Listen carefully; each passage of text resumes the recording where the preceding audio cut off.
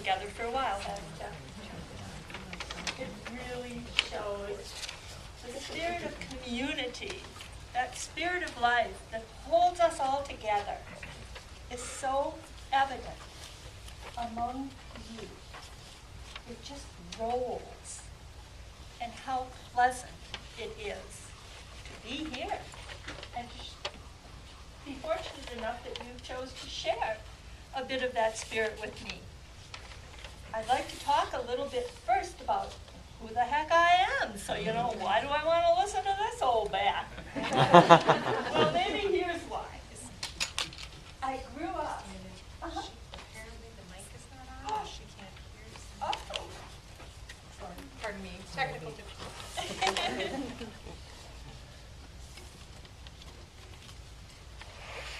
Okay, how's that? Does that make a difference? Valley, is your button turned on? Is my button pushed? I don't know. I thought it was. Is my button pushed now? I don't think so. Oh, for heaven's sakes.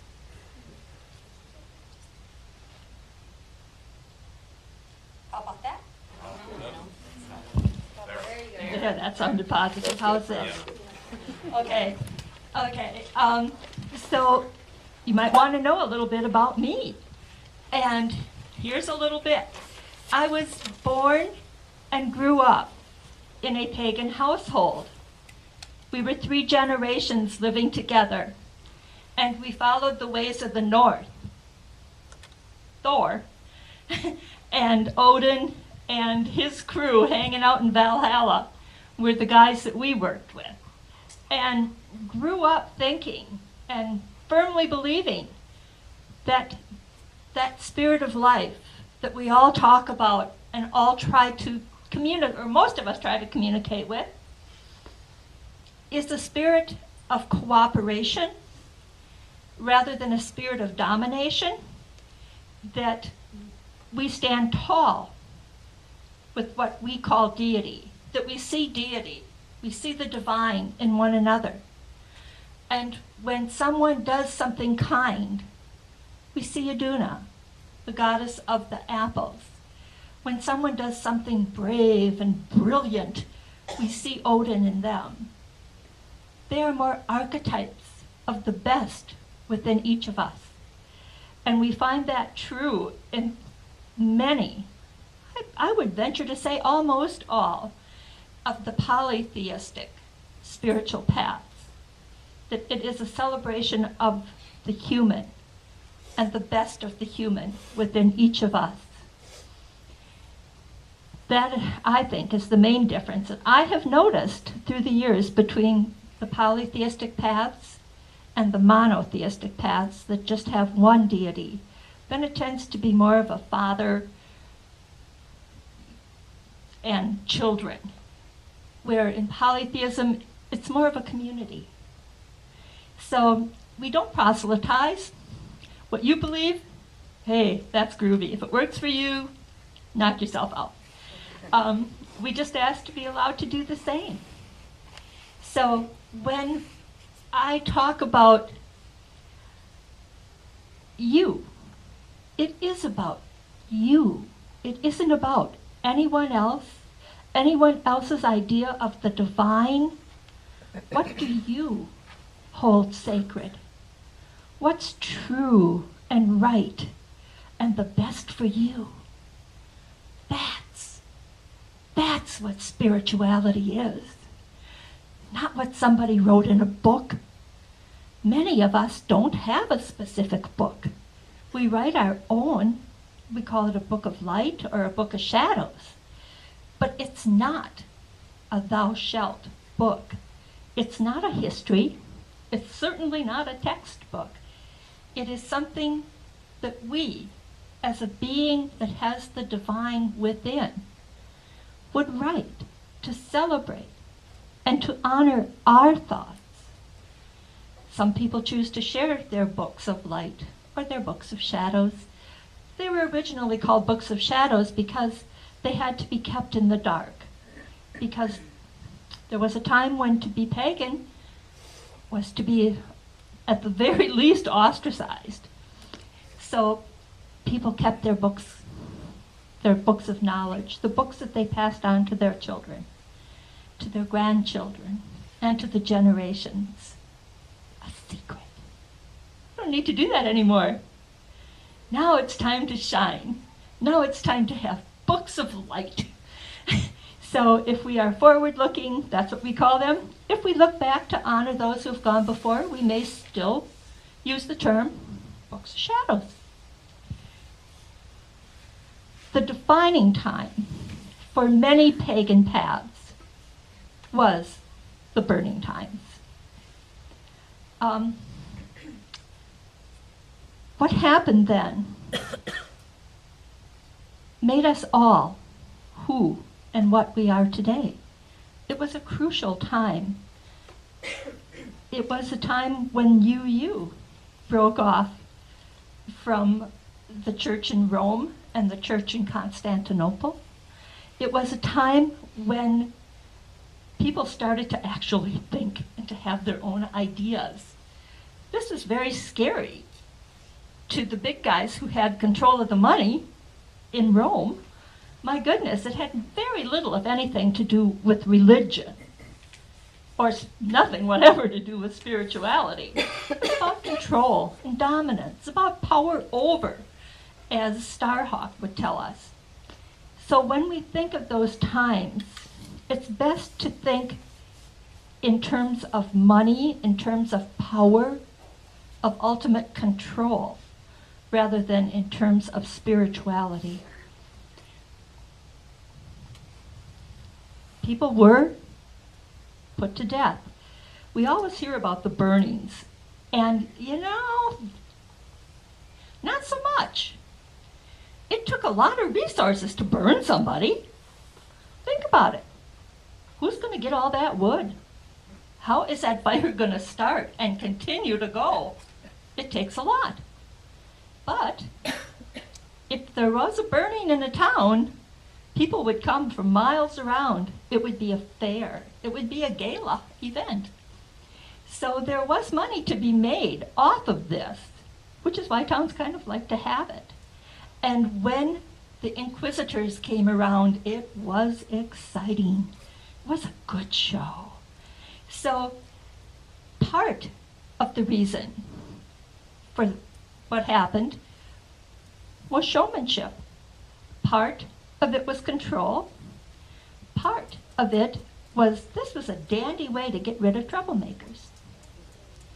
To say that they were devil worshippers, you could get rid of that old woman who was a drain on the finances of the community. You could get rid of the troublemaking guy.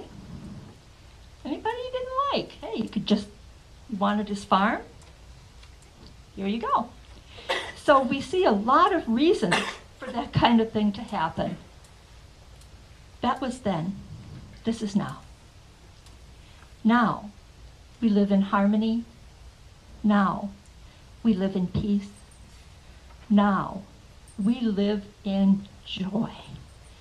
Celebrating the wheel of the year, honoring the changing of the seasons, laughing and weeping together, sharing all that is, our finances, our resources, ourselves. That doesn't sound a whole lot different than you, does it? It really doesn't to me. So when someone says to you that they're pagan, or that happens to somebody you know, maybe you can just celebrate with them and think, wow, I hope that works.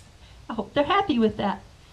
Just the way that all of us, everywhere, can choose to be open and to celebrate whatever brings peace and is for the highest good within anyone in our communities. Now, I'd like to turn this open and answer some questions. And if I start expounding too much, somebody give me the sign, okay? Who has a question?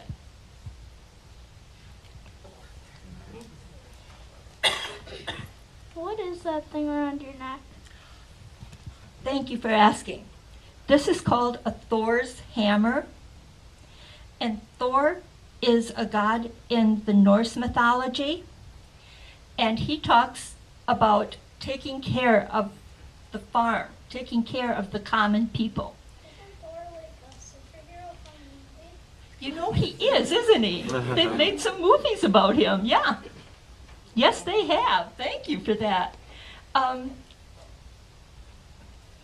Thor drives a cart that is pulled by goats. And he travels to the farms and to the common people and is their protector. So he calls out that within each of us that is nurturing and protecting. Thanks, that's a good question. Yes, Mia? How is paganism different from pantheism? Oh, for Pete's sakes. Hello.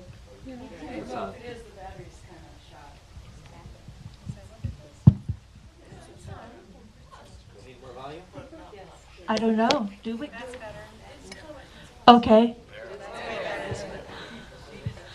Maybe we finally gotten this solved. Pantheism and polytheism you're asking about? Okay, pantheism is the various group of deities. A pantheon would be the Greek pantheon, the Roman pantheon. Polytheism is the broader understanding of deity not being single, not being mono or monotheistic. It is polytheistic. Okay? One thing, any other questions?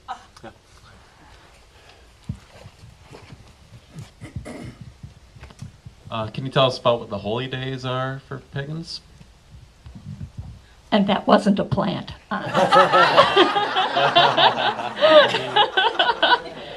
We have 8 days that we hold as holy, and they correspond to the seasons of the year. The first is the one that is upon us right now, called by us Samhain, called by others All Hallows Eve. This is our new year. This is the time when we believe the veil between the living and the dead is thin. It is easy to communicate with our loved ones on the other side. It is a time of reflection, a time of going into rest.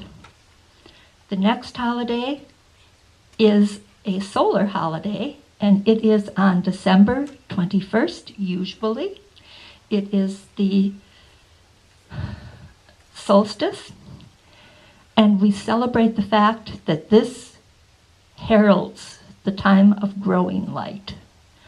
That from this day forward, every day will be infinitesimally longer and brighter, and good stuff is coming.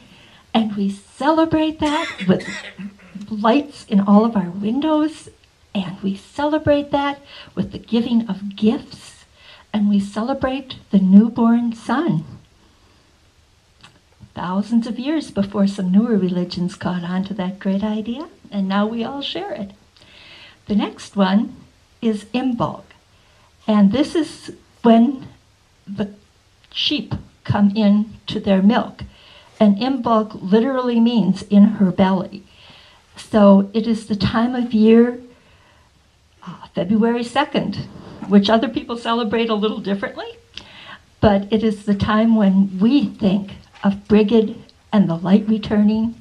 We make candles, and we honor the returning light and call it forth. The next holiday is the vernal equinox, and that is March 21st, around there. It depends on the year.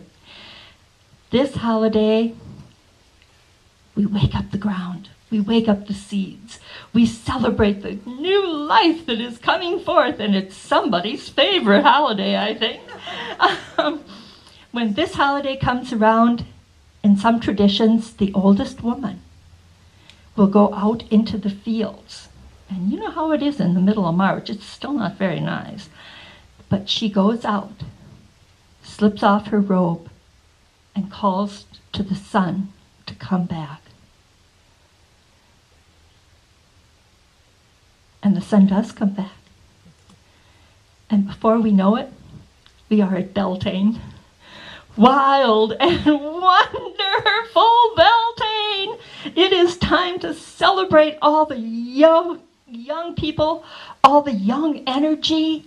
We dance, we sing, we hold fairs. It is time to be joyful. Then we have summer solstice. Oh, May 1st. Thank you. Then summer solstice comes around June 21st. And we think on all of the ripeness, all the joys that this time of year holds, the family events, the flowering of people, of crops, of all that is. Then we start to slide into the time of harvests. That which has been sown is now reaped. And we come to Lunasa, which is a time of the first harvest. And what's the first harvest? Grain harvest. There you go. The grain harvest. So we think about all. What date is that? Mhm. Okay. August 1st or 2nd, somewhere in there. Mhm. Then we have Mabon, which is the autumnal equinox, and it is the gourd harvest. It is the time when we really clean out the gardens pretty much. And we start to prepare for the time of rest. Then we're back to Samhain, which is the time of the final harvest, called by some the blood harvest, because this is a time when the animals were culled from the herd. It's a time when we think about the ends of lives, the ends of cycles, and it begins yet again. The never-ending rhythm goes on.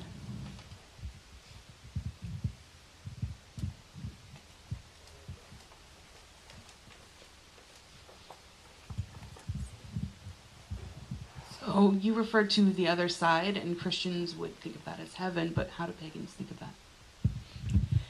We tend to call it the Summerland, the place of rest beyond the veil.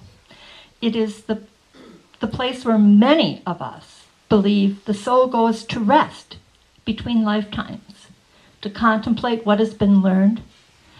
We don't say that karma is a payback. We don't really see it that way. When I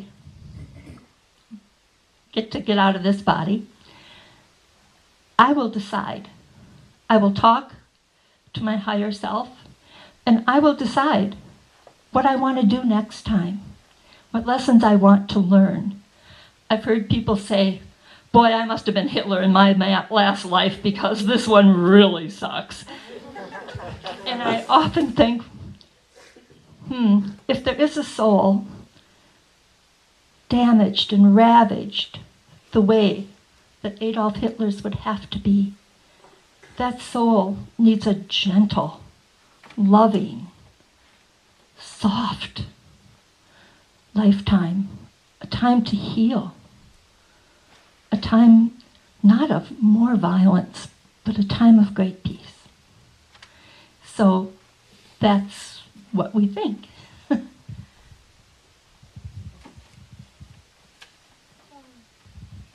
Are you like a real witch? Yes, I am. Real witches aren't like the ones in the movies. The only magic I can do is the magic of love. And I think that's the most powerful magic there is. We think that magic is, well, one of the guys who did a lot of writing for us. Ho, ho, ho, somebody got a bug. Who did a lot of our writing is called Aleister Crowley. And he said that magic is the manipulation of matter in conformity with will. So, if you were to go up to a box, a magical box with special powers, and you were to take a disc with certain mystical engravings on it and wave your hand in just the right way, out of that magical box, you could get a Diet Coke. And magic is in the eyes of the beholder.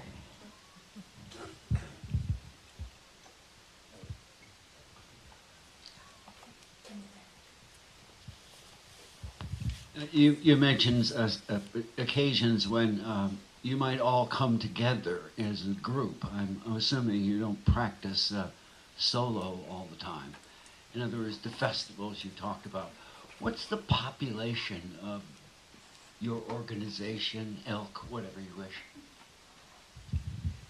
We're really not that organized. So I don't think that pagans are, it's like herding cats.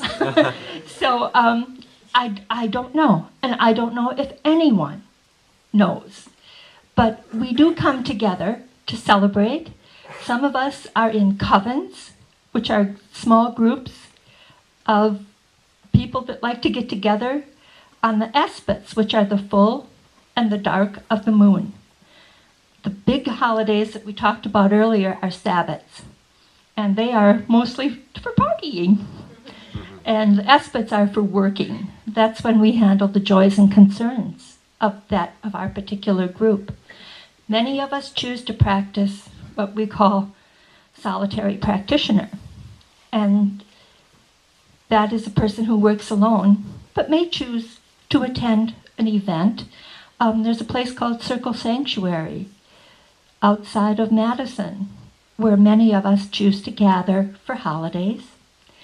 There are various places throughout the world, truly, where people choose to congregate, and that can be great fun. Over here.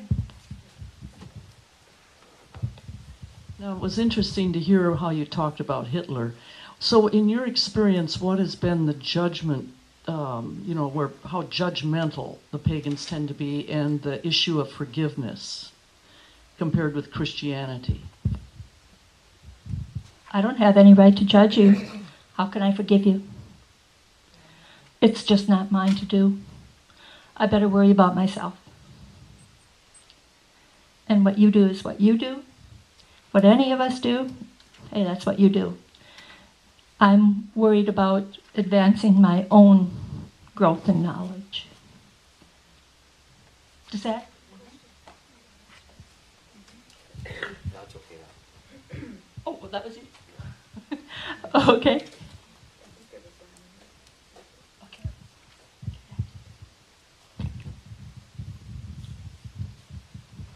How would you compare the concept of thoughts held in mind produce in kind? Wouldn't the power, the magic lie within the ability to focus your thoughts in such a way that you do change the energy around you? I totally agree with that. Absolutely. We are, in as much as there is divinity within each of us, that power can exercise such influence over not only the self, but others around us. Have you ever walked into a room where somebody is just a downer? Yeah, I guess most of us have. Um, we have the ability to bring people up or down. Why not choose joy? Why not choose that which is to the highest good?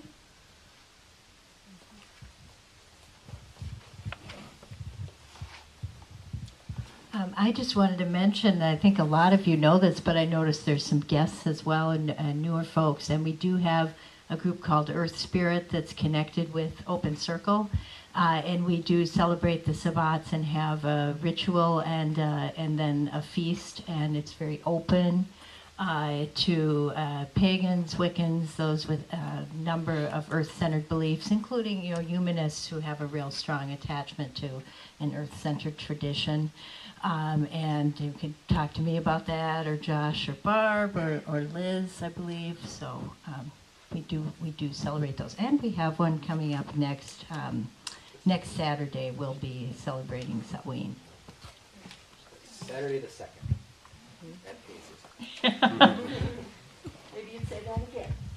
Saturday, November 2nd, we'll be honoring Samhain, which is Halloween, at Paisley's house starting at 4:30. 4:30, 6 o'clock ritual. Yep. So that was to answer your question about how we gather. It should be on the back of the bulletin. I think I put it in there. Yep, it's there. Okay. Do we have a final question? Yes. You spoke about the afterlife. Could you elaborate a little more about what the pagans believe as far as afterlife? And you said not so much karma, but then they get to choose their next life. She was asking about the between lifetimes and how we think that should happen. And of course, what you believe is right for you. What many Wiccans believe is that upon death, the soul leaves that body and climbs to a higher plane, a higher vibration, where there is great peace, not unlike the concepts that some people have of heaven, not unlike nirvana. It is a place of absolutely no judgment, but of well-being and healing. In that space, we believe there is something called the Akashic Records, where we may look at all that has happened to our soul in the past, and where we decide through talking with those who are in our soul group, our gestalt,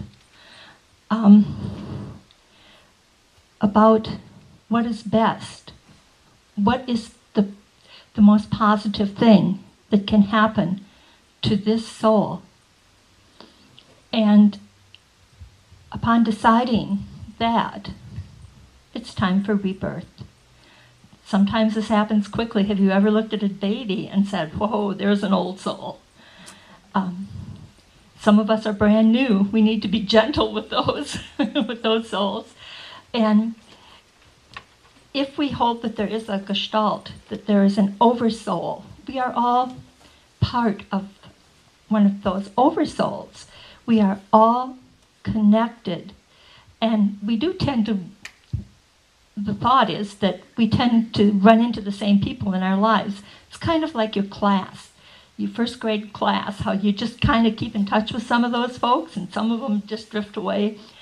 But you're still connected on some level. You have commonalities. And sometimes we'll meet somebody and boy, right away, you're comfortable with that person. Has that happened? Have you ever met the person that you look at across the room and you want to go kick them in the shins? Yeah, they're part of your gestalt as well. We don't have to like somebody to have them be a soulmate. We just have to be part of the same group. So when we are between lifetimes, we are consulting with these folks and deciding what is right, what is to the highest good of the whole group. Does that answer? Okay, thank you. I'd like to give you just a little, oh, yes. What about evil? I mean, I've really faced it. People who seem to have no soul, no conscience. Thank you. Uh-huh. Of course there's evil. But if there is no ultimate good, if there is no big daddy in the sky who's going to make everything right for you, there's no ultimate evil either. Of course there's evil. Of course there's negativity. I think part of that is necessary. We need to have balance. It's all energy. What we do with that energy is what is called good or evil. There's an old Lutheran hymn that talks about that. And it says, "New occasions teach new duties. Time makes ancient good uncouth. They must upward still and onward who would keep abreast of truth." And if we look at it that way, the great energy is involved with great negativity. What can we do to use that energy to a higher purpose, to a more positive plane? It's not easy. Sometimes it's best to walk away. Best way to fight some things is with your hat. You grab it and run. To keep ourselves with positive people, with positive energies, with positive thoughts, promotes high vibrations.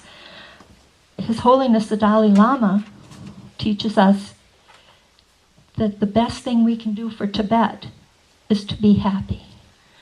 That the evil that is overtaking that country is best counteracted by raising the vibration of the world. So I hope that answers your question a little. Okay. I'd like to give you just a tiny taste of what Wiccans do. One thing we do is when we get together, we honor the quarters. We call them in. And we kind of say, give them a shout out. Howdy do. So, and then we do the same to the Lord and the Lady. So let's begin by having a little bit of this experience. How does that sound? Okay. And quarter callers, please take your positions.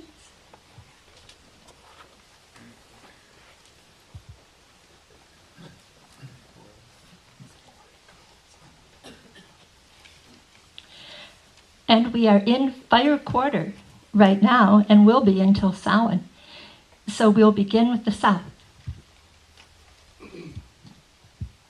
Here and now, I invoke the elemental force of fire. I call to the hearth burner's warmth and the sun's revealing light, to the lightning strike and the meteor's blazing arc. You that catalyzes transformation, you that teaches the clearest lessons, you that melts stones. I call you here to infuse your intention with my flickering gifts. I call you here to fill my spirit's forge. Temper your will in your flames and annul my purpose with your heart. Candle and campfire, courage and coals, fire I call to thee. This is our will. So mote it be. So mote it be.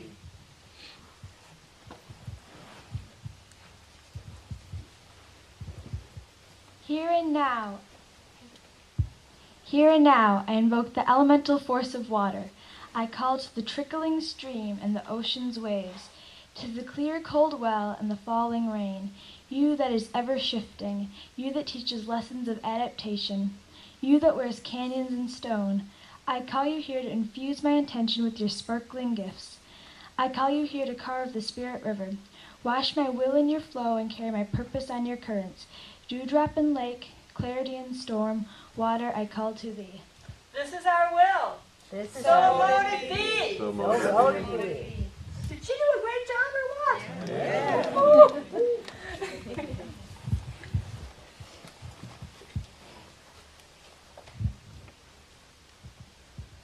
Here and now, I invoke the elemental force of earth.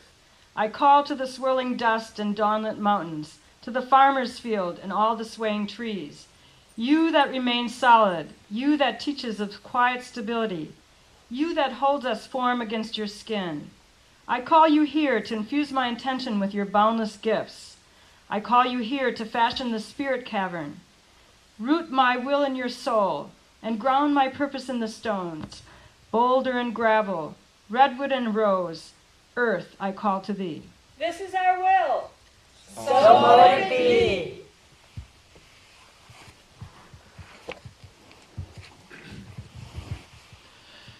Here and now I invoke the elemental force of air. I call to the summer breeze and the roaring wind, to the echoing songs and lifting wings. You that is ever dancing, you that teaches lessons of the invisible, you that topples trees, I call you here to infuse my intentions with your swirling gifts. I call you here, the spirit wind. Carry my will on your back and raise my purpose into the sky. Breath and cloud, sound and song, air, I call to thee. So mote it be. So mote it be. Those are some quarter calls. You may take your seats. Thank you. We also honor the divine that is masculine and the divine that is feminine. And we call these by many names. Maybe you have a name that you use to call the divine masculine. Maybe it's Thor. Maybe it's Kernunos. Maybe it is Jesus Christ. All aspects of the masculine divine. So I ask you now to think on a name that you use to call that energy. How do you perceive the energy of the sacred man? Do you have a name for it? This isn't rhetorical. I'm asking, do you have a name for it? Great stag. Okay. On 3, I would like to invite you to call that name out. 1, 2, 3. Father. Yes. Join us. Thank you and be with us here, the power of all that is wild and free. This is our will, so mote it be. So mote it be. Now think on the divine feminine.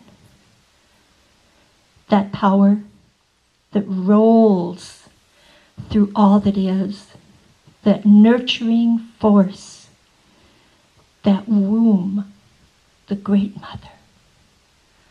Do you have a name for her? Mother Mary. There are many names. Think now on the one that is right for you. And on 3, we're going to call it out. 1,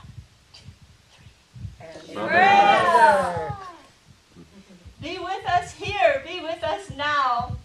Help us to know the best we can be. This is our will. So mote it be. So mote it be. Hey, we've just cast a circle. And now we talk about what is special, what is sacred to us. What is sacred? What is? Is it that person sitting next to you? Is it an object? There are many objects. I blessed some salt and water earlier. We have flame. Many consider these to be sacred. And of course, we decide that, don't we? Yes, ma'am. In my tradition, all things are sacred. We don't differentiate between the profane and the sacred because all things are infused with the spirit of the divine creator. And so we disparage nothing. No insect, not a blade of grass, not a single creature. For us, there is nothing but the sacred. That makes you sacred, doesn't it?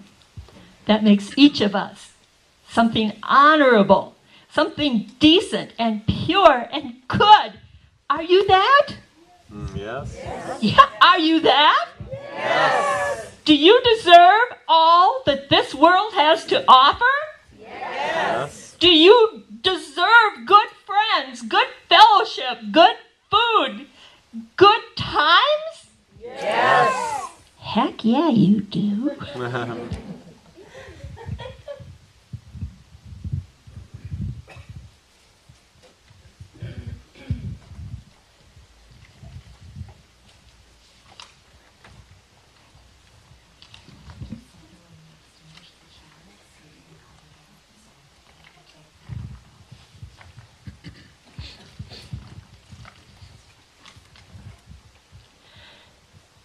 When our circle is ended, we will say farewell to the quarters. Of course, the powers of the divine we keep within ourselves.